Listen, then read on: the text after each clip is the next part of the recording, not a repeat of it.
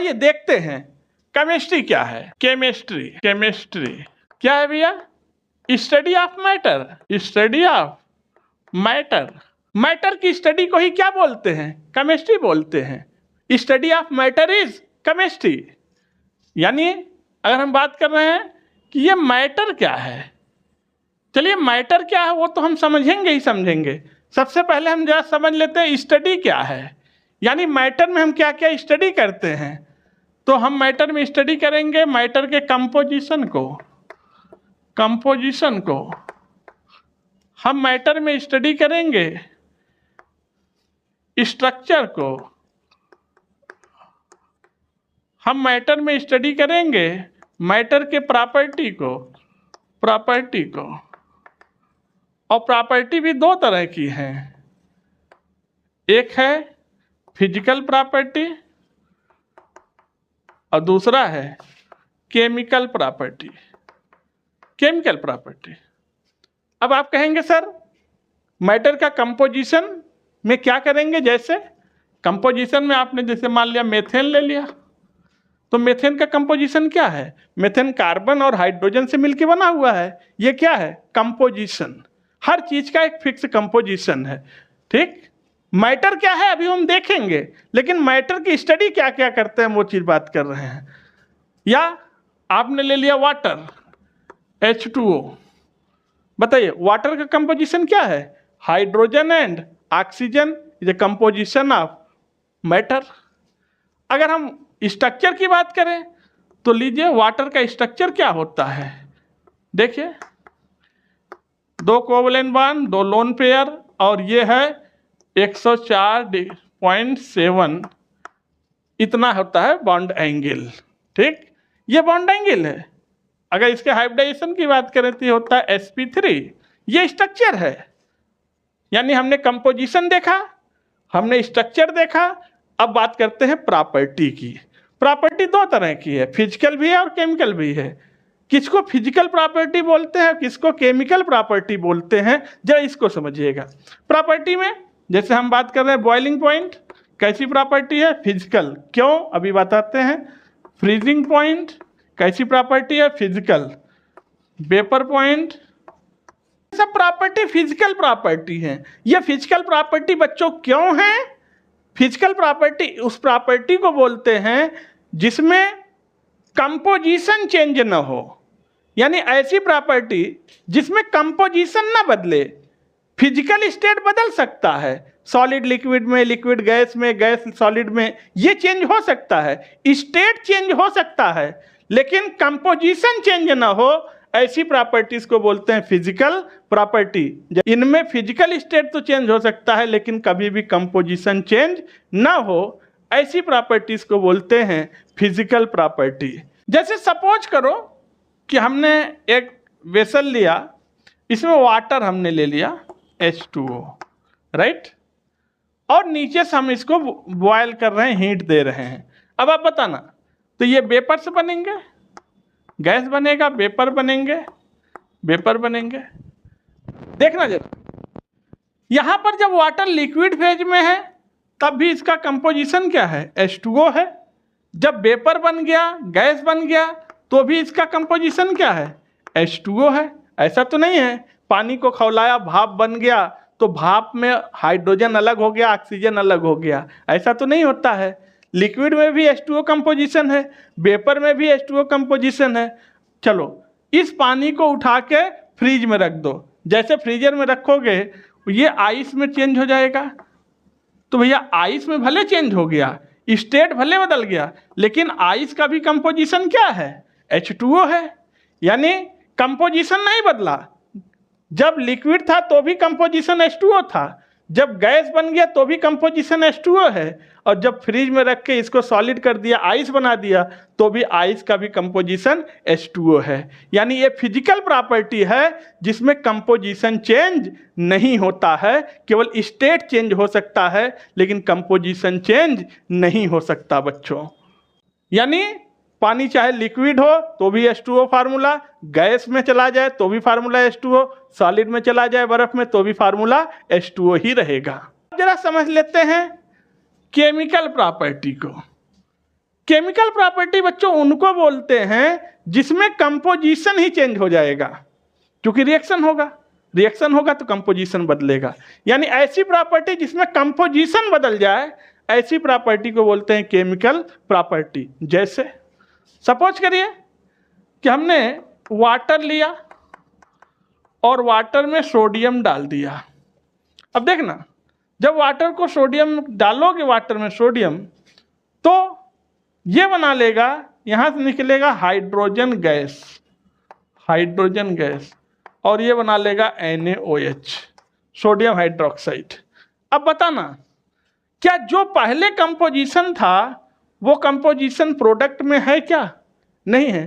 Product में तो H2 बन गया, हाइड्रोजन, सोडियम, ऑक्सीजन, हाइड्रोजन, यहाँ पर तो कंपोजिशन अलग था, लेकिन प्रोडक्ट में कंपोजिशन अलग हो गया। यानी वो प्रॉपर्टी, वो केमिकल रिएक्शन जिसमें कंपोजिशन ही बदल जाए, तो ऐसे प्रॉपर्टीज को बोलते हैं केमिकल प्रॉपर्टी। और जिसमें कंपोजिशन चेंज ना हो, केवल स्टेट चेंज हो सकता हो, ऐसी प्रॉपर्टीज को बोलते हैं फिजिकल प्रॉपर्टी। आइए मेरे प्यारे बच्चों, अभी तक हम बात कर रहे थे मैटर की स्टडी क्या क्या करते हैं। अब बात करेंगे व्हाट इज मैटर। ये मैटर है क्या चीज? मैटर किसको बोलते हैं? मैटर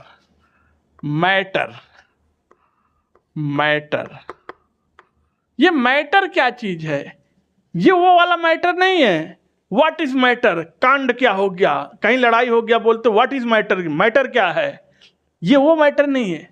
ये मैटर है क्या चीज? अगर मैटर को डिफाइन करना है तो बहुत आसानी से बच्चों हम इसको डिफाइन करते हैं। बस केवल 3 शर्तें होनी चाहिए। अगर 3 शर्तें लग रही हैं तो पक्का है वो मैटर है। अगर शर्त फेल हो गया तो मैटर नहीं है। जैसे पहली चीज तो उसके पास मास होना चाहिए। मैटर है तो मास होना चाहिए, पहली चीज। दूसरी चीज, मस्ट ऑक्यूपाई स्पेस। और अगर मैटर है तो वो कुछ न कुछ स्पेस ऑक्यूपाई करेगा, कुछ न कुछ जगह घेरेगा। ठीक, मास होना चाहिए और जगह घेरना चाहिए। तीसरी चीज, फील बाय सेंस आर्गन। अगर मैटर है तो हमारे बॉडी के सेंस आर्गन द्वारा हमें फील होना चाहिए, एहसास होना चाहिए, महसूस होना चाहिए। ठीक, इसको जैसे सेंसरी आर्गन से देखते हैं, यह है ठसा ठस है। इसको याद कर लेंगे एक ट्रिक बना के, ठसा ठस है। यहां पर बच्चों टी क्या है? टी है टच। रोटी बना रहे थे तवा पर और तवा पे गलती से उंगली लग गया, टच, फील हो गया। ठीक है, टच। ये एस क्या है? यस है साइट मतलब देखना, जिसे हम देख के महसूस कर सकें। या तो टच करके महसूस करो या देख के फील करो। ये क्या है?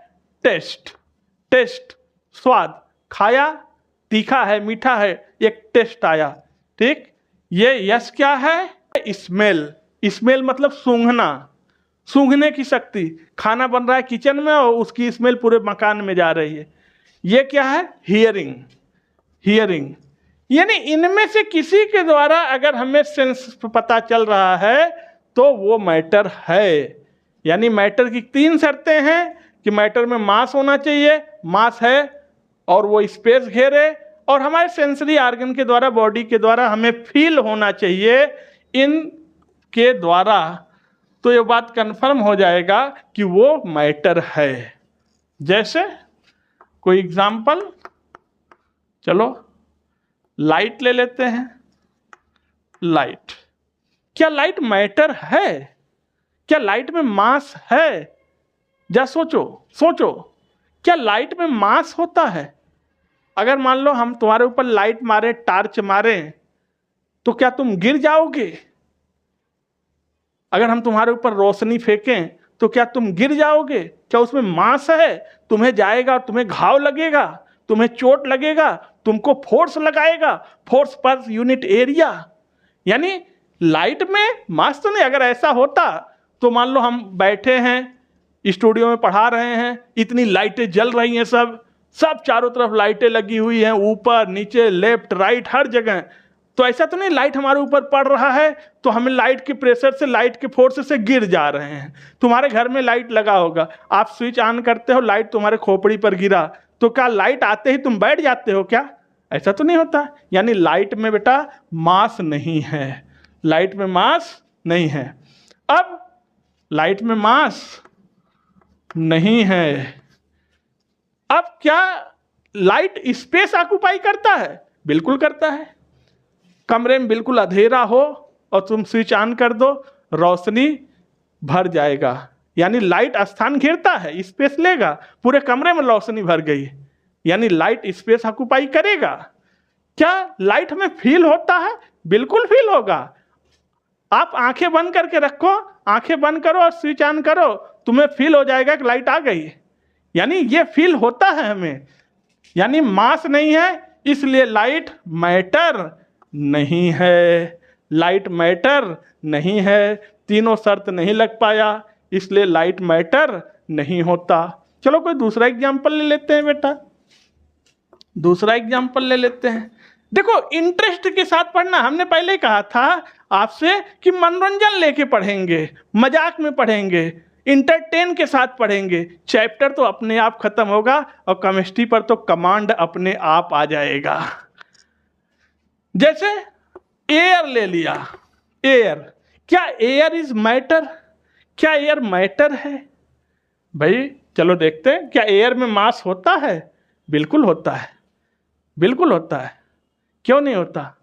आप गुब्बारे में हवा भरो, बोतल में हवा भरो, छोटा बोतल में कम हवा, ज़्यादा बोतल में ज़्यादा हवा, तो क्या मास में अंतर नहीं आएगा? आएगा। यानी इसमें मास है। क्या ये स्पेस ऑक्युपाई करेगा? बिल्कुल करेगा। एक बड़ा गुब्बारा है, बड़े गुब्बारे में, बड़े बैलून में हम ज़्यादा हवा भर सकते हैं, छोटे बैलून में कम हवा भर सकते हैं, स्पेस तो ले ही रहा है। ठीक। और वैसे भी आपके घर में फैन लगा हुआ है, एसी लगा हुआ है, कूलर लगा हुआ है, लगा है। अच्छा अब देखना इसका फायदा क्या है। क्या हमारा सेंसरी ऑर्गन इसे फील करता है? बिल्कुल फील करता है। जब पंखा चलता है तो हमको हवा लगता है, हमको एहसास होता है, एसी चल रहा है, कूलर का हवा लग रहा है, तो हमें फील हो रहा है, सेंसरी ऑर्गन के द्वारा हमें महसूस हो रहा है। यानी एयर में मास भी है, स्पेस भी ऑक्युपाई कर रहा है और सेंसरी ऑर्गन के द्वारा महसूस भी हो रहा है। यानी air is matter, air matter है, लेकिन लाइट मैटर नहीं है। चलो एक एग्जाम्पल और खेलते हैं, एक से और खेल लेते हैं। लव, क्या लव प्यार मैटर है? क्या लव में मास है? क्या ऐसा कहीं सुना है कि हमने 5 किलो लव किया, हमने 10 किलो लव किया, हम 50 किलो से प्रेम कर रहे हैं? ऐसा तो नहीं सुना होगा। लव लव होता है, प्यार हुआ तो हुआ, नहीं हुआ तो नहीं हुआ, लेकिन कितना हुआ, 5 किलो 10 किलो 100 किलो, ऐसा तो नहीं होता है। यानी लव में मैटर मास नहीं है। क्या लव स्पेस ऑक्युपाई करता है? कौन सा स्पेस लेगा भैया? तुम्हें किसी से मोहब्बत हो गया, होना था तो हो गया, कोई स्पेस तो ऑक्युपाई कर नहीं रहा है।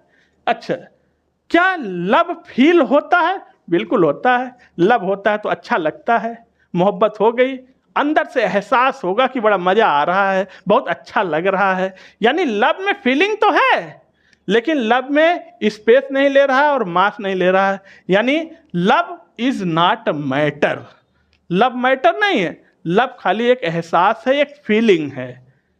समझ गए? यानी मैटर बच्चों क्या होता है समझ गए, व्हाट इज मैटर समझ गए। अब आगे चलेंगे। अब बच्चों बात करते हैं state of matter, state of matter. पहले ये एक चैप्टर होता था, अब तो खैर केमिस्ट्री में हट गया, नहीं तो एक पूरा सेपरेट चैप्टर था स्टेट ऑफ मैटर। अब ये टॉपिक बन गया है स्टेट ऑफ मैटर। अगर मैटर की स्टेट की बात करें तो मैटर गैस भी हो सकता है, लिक्विड भी हो सकता है और सॉलिड भी हो सकता है। लीजिए भैया, जो आपका ये मैटर ये किसी फेज में लाई कर सकता है, मैटर गैस भी हो सकता है, मैटर लिक्विड भी हो सकता है, मैटर सॉलिड भी हो सकता है। अगर मैटर गैस है तो इनके बीच में फोर्स ऑफ अट्रैक्शन कम होगा, फोर्स ऑफ अट्रैक्शन कम होगा। फोर्स ऑफ अट्रैक्शन कम होगा तो एनर्जी ज्यादा होगी, यानी highly energetic state of matter is gas. सबसे ज्यादा एनर्जेटिक कौन सा है? गैस है। इनमें फोर्स ऑफ अट्रैक्शन कम है, मॉलिक्यूल्स दूर दूर रहेंगे, ठीक है, एनर्जी ज्यादा है, ये रैंडमली कहीं भी जा सकते हैं, ठीक, क्योंकि फोर्स ऑफ अट्रैक्शन कम है, यानी रेट ऑफ डिफ्यूजन बहुत ज्यादा रहेगा। फोर्स ऑफ अट्रैक्शन कम तो रेट ऑफ डिफ्यूजन ज्यादा, एनर्जी ज्यादा। यानी अगर हम बात करें वहीं लिक्विड की, तो लिक्विड में फोर्स ऑफ अट्रैक्शन गैस की तुलना में, गैस के कंपेयर में ज्यादा होता है, और गैस के कंपेयर में फोर्स ऑफ अट्रैक्शन ज्यादा होगा तो स्वाभाविक सी बात है इसके अंदर एनर्जी थोड़ी कम होगी, क्योंकि मॉलिक्यूल अब पास पास आ गए हैं। वहीं अगर हम सॉलिड की बात करें तो सॉलिड में भैया फोर्स ऑफ अट्रैक्शन बहुत ज्यादा है, फोर्स ऑफ अट्रैक्शन बहुत ज़्यादा है, मॉलिक्यूल बहुत चिपक के एक दूसरे से कंपैक्ट हैं, और फोर्स ऑफ अट्रैक्शन बहुत ज़्यादा है तो एनर्जी बहुत कम है।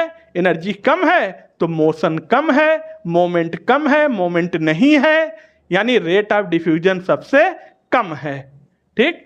तो मैटर की तीन स्टेट हो सकते हैं, गैस भी हो सकता है, लिक्विड भी हो सकता है, और सॉलिड भी हो सकता है। ये डिपेंड करता है उसके अंदर पैकिंग अरेंजमेंट कैसा है एटम्स का।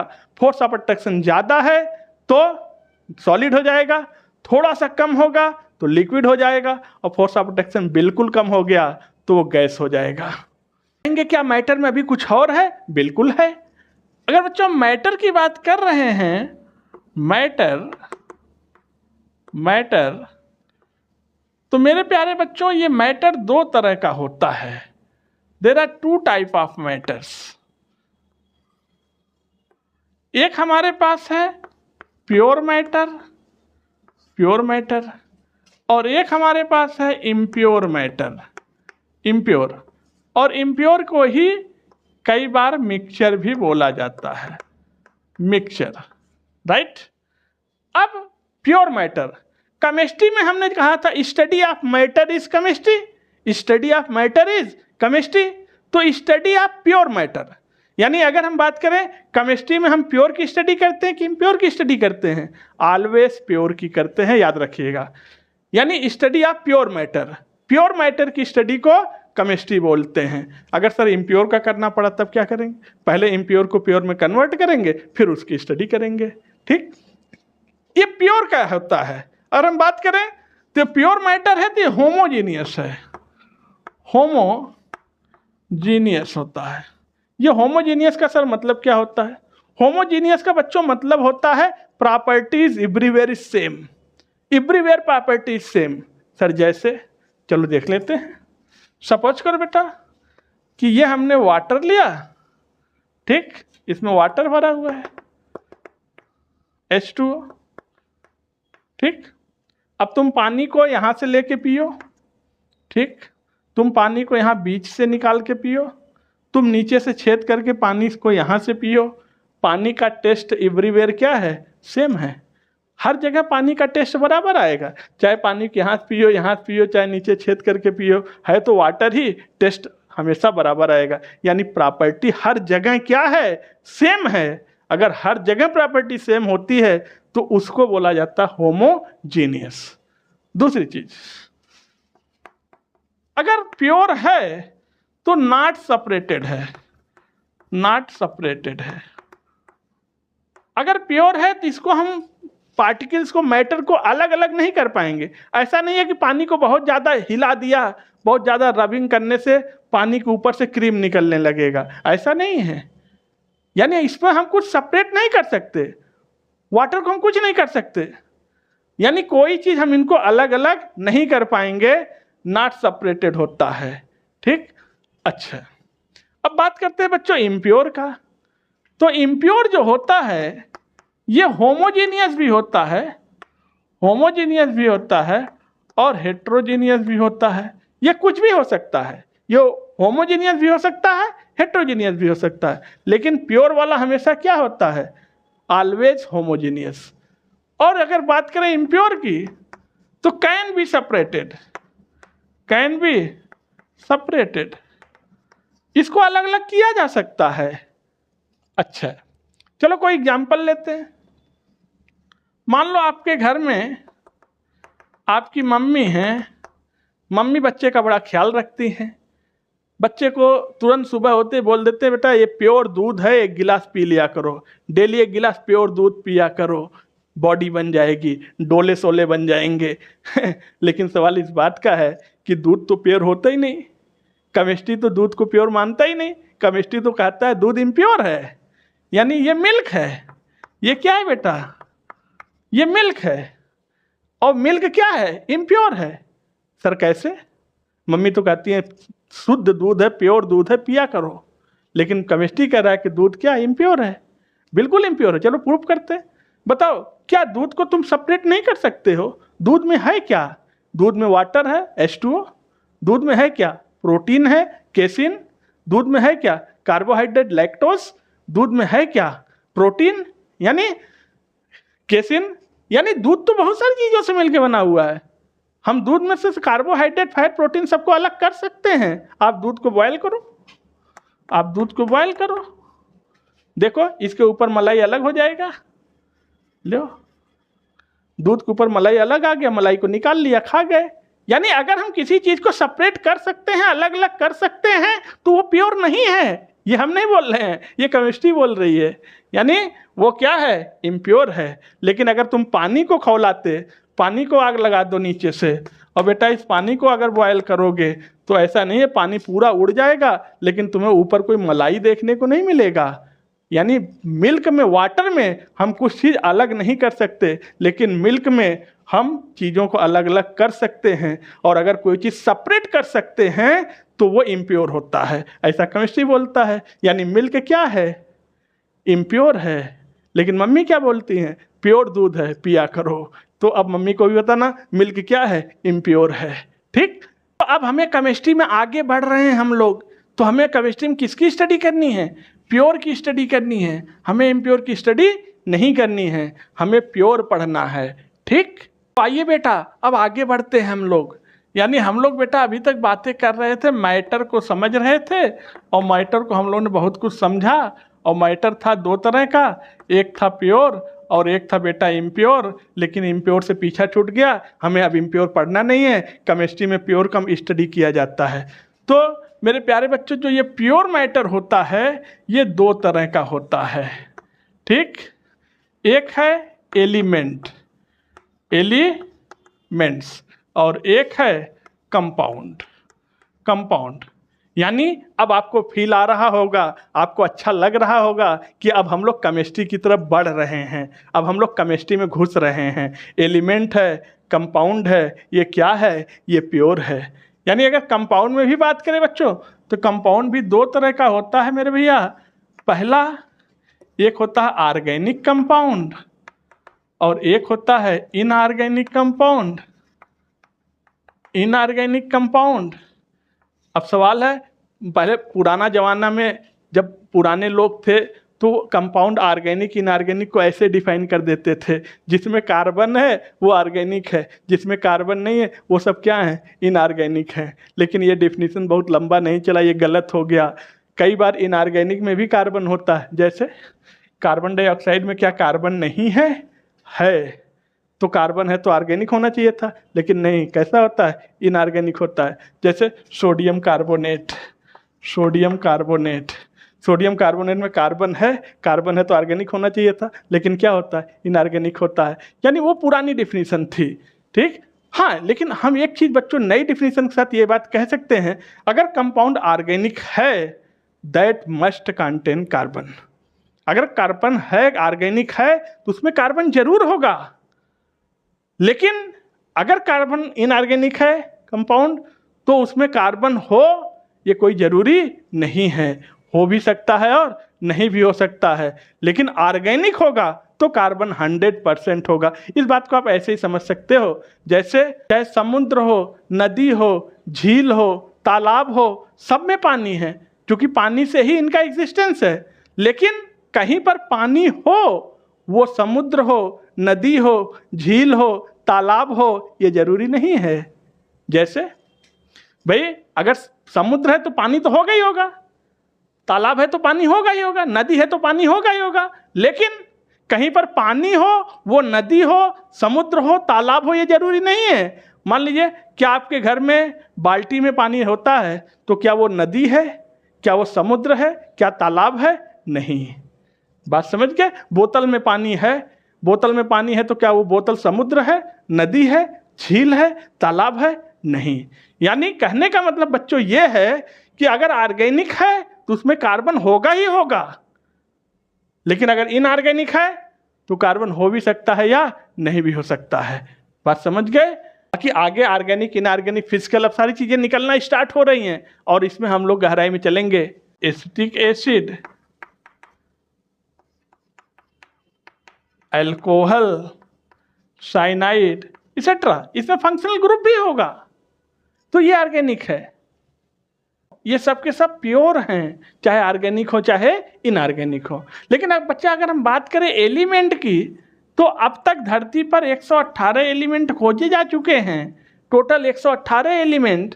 और जो एलिमेंट है ये भी क्या है? प्योर है। और ये एलिमेंट किससे मिलके बना होता है? बहुत छोटे छोटे पार्टिकल से, बहुत छोटे छोटे पार्टिकल से, बहुत छोटे छोटे पार्टिकल से मिलके बनता है, और इन्हीं पार्टिकल को हम एटम बोलते हैं। ठीक? और एटम से ही मिलके बनता है एलिमेंट। एटम से मिलके क्या बनता है बच्चों? एलिमेंट। यानी एटम वो इंडिविजुअल पार्टिकल है, वो स्मॉलेस्ट पार्टिकल है, वो छोटा से छोटा पार्टिकल है जिसको हम चश्मा लगा के नहीं देख सकते, खुली आंखों से नहीं देख सकते। वो स्मॉलेस्ट पार्टिकल को हम एटम बोलते हैं। और बहुत सारे एटम जब एसोसिएट होते हैं तो क्या बनाते हैं? एलिमेंट बनाते हैं। और ये सब के सब एटम प्योर होते हैं, और प्योर हैं, और प्योर मिलके एलिमेंट। जब एटम ही प्योर होगा तो एलिमेंट भी क्या होगा? प्योर होगा। इनकी प्रॉपर्टी सबकी सेम होगी। अगर मान लो ये आयरन है, लोहा, अगर एक एटम, लोहे का एक एटम जिसको हम देख भी नहीं पा रहे हैं, अगर वो आयरन लोहे को टच कर रहा है, चुंबक को पकड़ लेगा, तो अगर एटम चुंबक को पकड़ लेगा तो एलिमेंट भी चुंबक को पकड़ लेगा, क्योंकि प्रॉपर्टी सबकी क्या रहेंगी? सेम रहेंगी। कंपाउंड की बात कर रहे थे, जो हमारा एक कंपाउंड था, ये बच्चों दो तरह के कंपाउंड थे। एक कंपाउंड हमारा था ऑर्गेनिक, ये भी प्योर था, और एक दूसरा था इनऑर्गेनिक, ये भी क्या था? प्योर था। अगर बच्चों बात करें तो ऑर्गेनिक कंपाउंड जो होता है इसमें कोवैलेंट बॉन्ड पाए जाते हैं, कोवैलेंट बॉन्ड होते हैं। ठीक? वो डंडे वाला बॉन्ड। ठीक?